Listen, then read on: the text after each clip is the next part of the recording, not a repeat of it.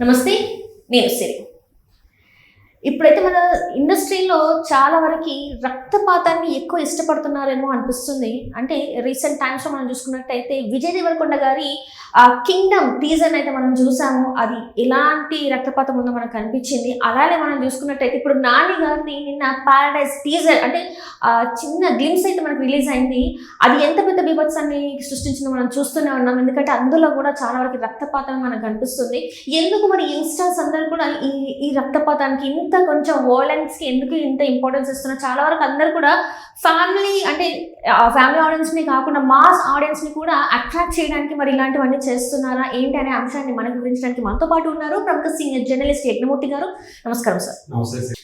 అంటే ఈ మధ్యకాలంలో చూసుకున్నట్టయితే సార్ యంగ్ స్టార్స్ అందరూ కూడా ఏంటంటే కొంత అప్పటి వరకు ఫ్యామిలీ ఓరియంటెడ్ మూవీస్ తీసేసి సడన్గా ఇట్లాంటి మాస్ వాయిలెన్స్ ఎక్కువ ఉన్న సినిమాలు తీయడం వెనకాల కారణం ఏంటి అని అనిపిస్తుంది. ఎందుకంటే ఒకటి టీజర్ చూస్తాం, ఒకటిదేమో గ్లిమ్స్ చూస్తే ఇద్దరిది కూడా రక్తపాతం కొంచెం ఎక్కువనే అనిపిస్తుంది. అంటే మాస్ ఆడియన్స్ని అట్రాక్ట్ చేయడానికి వీళ్ళు ఒక కొత్త పందా ఎంచుకున్నారా అని అనిపిస్తుంది. మరి ఇందులో ఇది వాస్తవం అనుకోవాలా లేకపోతే ఏంటంటారు ఇది? ఇవాళ చూస్తే పెద్ద స్టార్స్ నుంచి చిన్న స్టార్స్ వరకు కూడా ఎక్కువ అంటే మాస్ డోసు ఎక్కువగా ఉండాలి. అది కూడా రోడ్స్లోకి వెళ్తూ ఉన్నారు, రగ్గడ్ లుక్లో కనిపించాలని చూస్తూ ఉన్నారు. సో వీళ్ళంత ఎక్కువ వైలెన్స్ ఉండాలని చూస్తూ ఉన్నారు. మనం చూస్తే దసరా నుంచి నాని యొక్క ధోరణి మారినట్టు అనిపిస్తుంది. సో అతను ఎక్కువగా ఇప్పుడు దాకా ఫ్యామిలీ ఆడియన్స్ అంటే తనకి ఒక మిడిల్ క్లాస్ బాయ్గా ఎక్కువ సినిమాల్లో కనిపించాడు. ఆ మధ్యతరగతి జనాలు బాగా ఆకట్టుకున్నాడు. అంటే ఒక రకంగా చెప్పాలంటే ఇప్పుడు దాకా కూడా మధ్యతరగతి హీరోగా కనిపించాడు. ఇప్పుడు ఇక అతను మాస్లోకి వెళ్ళడానికి తాపత్రయపడుతున్నాడు. తన మార్కెట్ పరిధిని విస్తరించుకోవాలని చెప్పేసి గట్టిగా ప్రయత్నిస్తూ ఉన్నాడు. సో అలా దసరా నుంచి అతని యొక్క అంటే ట్రాన్స్ఫర్మేషన్ కనిపిస్తుంది. తన పాత్రల అతను ఎంచుకుంటున్నటువంటి తీరు, సబ్జెక్టులు ఎంచుకుంటున్నటువంటి తీరు చూస్తుంటే అలాగే అనిపిస్తూ ఉంది. సో దసరా తర్వాత హిట్ 3 కూడా ఆవకావకు చెందిన సినిమా, కాకపోతే జానర్ వేరు. అది క్రైమ్ డ్రామా. అది ఇది హిట్ 3 వచ్చేటప్పటికి ఈవెన్ అందులో కూడా గతంలో ఆ 2 సినిమాల్లో హిట్ 1 హిట్ 2 సినిమాల్లో కనిపించినటువంటి హీరోలు ఆ ఇద్దరితో పోల్చుకుంటే విశ్వక్సేన్ చేసిన మొదటి కేసు, అలాగే అడిశేష్ చేసిన రెండో కేసుతో పోల్చుకుంటే ఈ మూడో కేసులో తను ఆ ఇన్వెస్టిగేటివ్ ఆఫీసర్ మరింత ఫెరోషియస్గా, మరింత వైలెంట్గా కనిపించడం మనం చూసాం. ఇక ప్యారడైజ్కి వచ్చేటప్పటికి అసలు గెటప్ ఎంత మారిపోయిందో మనం చూస్తూ ఉన్నాం. అతను జుట్టుకి జడలు వేసేసుకున్నాడు, పొడవాటి జుట్టుతోటి. ఈవెన్ షర్ట్లెస్గా కనిపిస్తూ ఉన్నాడు. చేతిలో AK-47 రైఫిల్ కనిపిస్తూ ఉంది. పైగా తను ఒక మురికి వాడలో తనదైనటువంటి ఒక సామ్రాజ్యం. ప్యారడైజ్ అని మనం దేనంటాం, అక్కడ ప్యారడైజ్లో మనకి ఏ లోటు ఉండదు. అన్ని సౌకర్యాలు సౌఖ్యాలు అందుబాటులో ఉంటాయి. ఇంకా అంటే ప్రజలు అక్కడ ఉండేవాళ్ళు ఎవరికి కూడా బాధలు అనేవి ఉండవు. దాన్ని మనం ప్యారడైజ్ ఉంటాం. సో అలాంటి అంటే తనదైనటువంటి ఒక ప్యారడైజ్ని అతను ఎలా సృష్టించుకున్నాడు. అప్పుడు దాకా వాళ్ళు ఒక నరకంలాగా ఉండేటువంటి ఆ ప్రదేశాన్ని అతను ఎలా ప్యారడైజ్గా మార్చాడు అనేది మేబీ ఆ కథ అయి ఉండొచ్చు అని అనుకుంటున్నాము. సో ఇప్పుడు కింగ్డమ్ వర్సెస్ ప్యారడైజ్ అని ఎందుకు అంటున్నామంటే ఆ కింగ్డమ్ చూసినప్పుడు కూడా మనం తెలుసు అర్జున్ రెడ్డిలో తను ఒక యాంగర్ మేనేజ్మెంట్ తోటి బాధపడేటువంటి ఒక డాక్టర్ లాగా చూసాం, అది చూసాం మనం.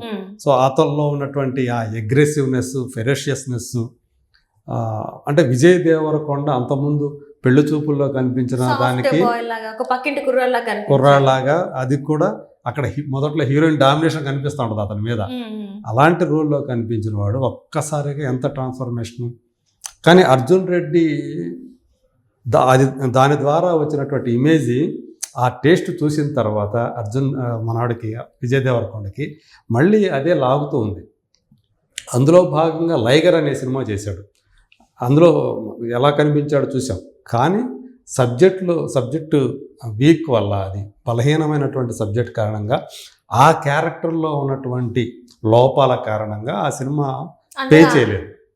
సో అది ఒక డిజాస్టర్ అయింది. అయినప్పటికీ కూడా అంటే మాస్లోకి వెళ్ళటానికి ఆ తరహా క్యారెక్టర్లే కావాలి, కానీ సబ్జెక్ట్ బలంగా ఉండాలి. సో అందులో ఇప్పుడు కింగ్డమ్ అనే సినిమా గౌతమ్ తిననూరుతో చేస్తున్నాడు. గౌతమ్ తిననూరు అంతకుముందు జెర్సీ అనే సినిమాతో మనందరికీ పరిచయం. అతను కూడా ఈసారి మారిపోయి అంటే అందులో మానవ సంబంధాలను చూపించాడు, అందులో ఎలా ఉంటాయని. ఈసారి అతను రక్తపాతాన్ని సృష్టిస్తున్నాడని చెప్పేసి మనకు దాన్ని బట్టి అర్థమవుతా ఉంది. ఒక పెద్ద రణం అంటున్నాడు. ఇక్కడ చూస్తే ఇప్పుడు విజయ్ దేవరకొండ మన టీజర్ చూస్తున్నట్టయితే దేనికైనా రెడీ, ఏమైనా చేసేస్తా అన్నట్టుగా మాట్లాడుతున్నా. అంటే ఎవరైనా తగలబెట్టేస్తా అంట, మొత్తం తగలబెట్టేస్తానంటాడు. అది ఏంటంటే అంటే వీళ్ళందరూ రెడీ అయిపోయారు అంటే వైలెన్స్ ఇట్లా అయితేనే ఇష్టపడుతున్నారా అని అనుకుంటున్నారా? అంటే జనం కూడా మామూలు సినిమాలు వాళ్ళకు అంటే ఫ్యామిలీ ఆడియన్స్ ఎప్పుడూ కూడా అందులో మహిళా ప్రేక్షకులు అనేవాళ్ళు ఎప్పుడూ కూడా ఆ ఫ్యామిలీ బాండింగ్స్, ఆ రిలేషన్షిప్స్కి వాటికి ఎక్కువ ప్రయారిటీ ఇస్తాడు. అలాంటి సినిమాలు చూడటానికి ఇష్టపడతారు అందరితో కలిసి, పిల్లలతో కలిసి చూడాలి. పిల్లలు ఇలాంటి వైలెంట్ సినిమాలు చూడాలని తల్లులు కూడా అనుకోరు. సో వాళ్ళు అదే కోరుకుంటారు. కానీ ఇవాళ థియేటర్లకు ఎక్కువ మంది వస్తున్నాళ్ళు ఎవరు? యూత్. ఇవాళ యూత్ ఓటీటీకి బాగా అలవాటు పడ్డారు. సో ఓటీటీలో వాళ్ళకి కావాల్సినంత ఎంటర్టైన్మెంట్ లభిస్తూ ఉంది. పైగా మనకు తెలుసు కదా, యూత్ ఎక్కువగా కూడా క్రైమ్కి, వైలెన్స్కి ఎక్కువ అట్రాక్ట్ అవుతారు.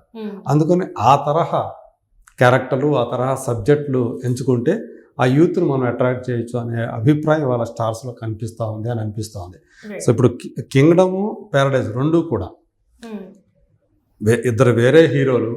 ఒక సినిమా కింగ్డమ్ వచ్చేసి ఈ మేలో రాబోతుంది మన ముందుకి, అదే అనుకున్నట్టు జరిగితే వాళ్ళు చెప్పిన దాని ప్రకారం. అయితే ప్యారడైజ్ అయితే జస్ట్ గ్లిమ్స్ మాత్రమే రిలీజ్ చేశారు. అంటే ఎలా ఉండబోతుందని ఒక ప్రిపరేషన్ కోసమే వాళ్ళు అది గ్లిమ్స్ రిలీజ్ చేశారు. ఎప్పుడో వచ్చే సంవత్సరం మార్చిలో వచ్చే సినిమాకి ఇప్పుడే గ్లిమ్స్ ఎందుకు ఇంత ముందుగా చేశారు అంటే కారణం అదే అనుకోవాలి.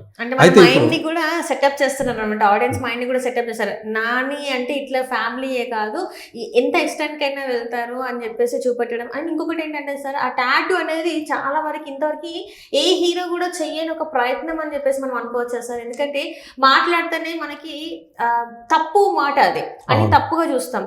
అలాంటిది తన చేయి మీద పచ్చగొట్టు లాంటిది వేసుకొని మన ముందుకు కనిపిస్తున్నారంటే ఒక పెద్ద సాహసం చేస్తాడని అనుకోవచ్చు. నిజంగా పెద్ద సాహసమే. ఎందుకంటే ఏ మాత్రం అటు ఇటు అయినా రేపొద్దున నానిని అదే పేరుతో పిలుస్తారు. అది చాలా ఎడ్జ్ మీద ఉన్నటువంటి వ్యవహారం అది. సో సాధారణంగా ఎవరు అట్లాంటి స్టార్స్ అనేవాళ్ళు సాహసం చేయరు అలాంటి పెట్టుకోవడానికి. సో ఇతను ఏ మాత్రం బ్యాక్ ఫైర్ అయినా అది అతనికే ఆపాదించే ప్రమాదం ఉంది. సో ఇప్పుడు ఇవాళ రోజుల్లో ఎక్కువ మంది సినిమాకి అలాగే యాక్టర్లని వేరు చేసి చూడటంలా వాళ్ళని ఆపాదించే చేస్తా ఉన్నారు. లైక్ అల్లు అర్జున్ గారిని పుష్పరాజ్ అని పిలవడం స్టార్ట్ చేశారు. ఇప్పుడు తను డైరెక్ట్గా అలా ఒకటి లా కొడుకు అని పెట్టుకోవటం అనేది అది నిజంగా అతిపెద్ద సాహసం చేస్తున్నాడు. అదే చెప్తున్నా, అతను ఎడ్జ్ మీద ఉన్నాడు ఇప్పుడు అది ఆ సినిమాతోటి. ఏ మాత్రం అటు ఇటు అయినా ఈవెన్ సినిమా రిలీజ్ కంటే ఇప్పుడే కొంతమంది ఆల్రెడీ సోషల్ మీడియాలో వేరే ఫ్యాన్స్ అంటే ఇప్పుడు అది కింగ్డమ్ ప్యారడైజ్ అనేది కూడా ఎందుకు అంటున్నాం అంటే కొంతమంది నానిని అలా కూడా ట్రోల్ చేయడం మొదలుపెట్టారు ఆల్రెడీ. ఇప్పుడు ఎట్లా ఉందంటే విజయ్ దేవరకొండ, నాని వీళ్ళిద్దరూ కూడా ఒక రకంగా చెప్పాలంటే సమానమైనటువంటి ఇమేజ్ ఉన్నటువంటి స్టార్స్. సో యాక్చువల్గా ఇద్దరు నాని ఎవరికి పోటీ కాదు, అలాగే విజయ్ దేవరకొండ కూడా ప్రస్తుతం ఎవరికి పోటీ కాదు. అయినప్పటికీ కూడా ఈ ఇద్దరు హీరోల ఫ్యాన్స్ మధ్య సోషల్ మీడియాలో ఒక వార్ నడుస్తూ ఉంది. సో అది చాలా స్పష్టంగా కనిపిస్తూ ఉంది. నిజానికి మనం ఈ సంవత్సరం వస్తూ ఉంది, అదేమో ప్యారడైజ్ నెక్స్ట్ ఇయర్ వస్తూ ఉంది. అయినప్పటికీ కూడా రెండింటి మధ్య పోలికలు ఎందుకు చెప్తున్నామంటే ఇక్కడ ఎందుకు ఆ రెండింటి మధ్య పోటీ అంటున్నామంటే ఆ ఇద్దరు తెలియకుండానే ఫ్యాన్స్ మధ్య ఒక పోటీ నెలకొని ఉంది. మా హీరో ముందుకెళ్తున్నాడు అనేది ఆ రకంగా అంటే టైర్ 1 స్టార్ కావటం కోసం వీళ్ళిద్దరూ కూడా చాలా గట్టి ప్రయత్నాలు చేస్తున్నారు. సో అందులో భాగంగానే వాళ్ళు చేస్తున్న సినిమాలు ఇవి అనేది కూడా ఒక రకంగా నడుస్తూ ఉంది సోషల్ మీడియాలో. ఒకళ్ళొకళ్ళు ట్రోల్ చేసుకోవడం, ఒకరి హీరోని ఇంకో హీరోని ఫ్యాన్సే ఈ ట్రోల్ చేయటం. ఇప్పుడు అది చూసిన తర్వాత ఆ టాటూ చూసిన తర్వాత కొంతమంది ఆ రకంగా కూడా నానిని ట్రోల్ చేయటం మొదలు పెట్టేశారు. సో ఏదేమైనప్పుడు కూడా అంటే ఈ ఫ్యాన్స్ అనే వాళ్ళు ఎట్లా అవుతున్నాయి అంటే ఒక అనారోగ్యకరమైనటువంటి ఇదివరకు పెద్ద పెద్ద స్టార్స్ మధ్య ఆ హీరోల మధ్య ఉండే వారు ఇప్పుడు ఈ చిన్న స్టార్స్ హీరోలకు సంబంధించిన ఆ ఫ్యాన్స్ కూడా ఇప్పుడు గొడవలు పడటం మొదలు ఒక పెట్టేశారు, సినిమా 2 సినిమాలు తీసినా కూడా ఫ్యాన్స్ వచ్చేస్తున్నారు, ఫ్యాన్ వార్స్ జరుగుతూనే ఉన్నాయి. మరి ఈ రక్తపాతాల ఈ 2 సినిమాలు రక్తపాతాన్ని ఎక్కువగా నమ్ముకొని మన ముందుకు రాబోతున్నాయి అనే విషయం మాత్రం అర్థమవుతా ఉంది. మరి విజయ్ దేవరకొండ సినిమా జనాలను మెప్పిస్తుందా, లేకపోతే ప్యారడైజ్ అనే నాని సినిమా జనాలను మెప్పిస్తుందా అనేది చూడాలి. సో ఈ ఏమైనా సరే ఇద్దరికి కూడా చాలా కీలకమనే చెప్పాలి. వాళ్ళ ఇమేజ్ని పెంచుతాయా, తగ్గిస్తాయా, పడేస్తాయా అనేది ఈ 2 సినిమాలు ఎవరికి వారికి ఎవరి సినిమా వారి సినిమా చూపెడతారు. అంటే ఫాల్ డౌనా లేకపోతే ఇంకొక మెట్టు ఎక్కుతారా అని. Right sir, right. Thank you so much. Thank you.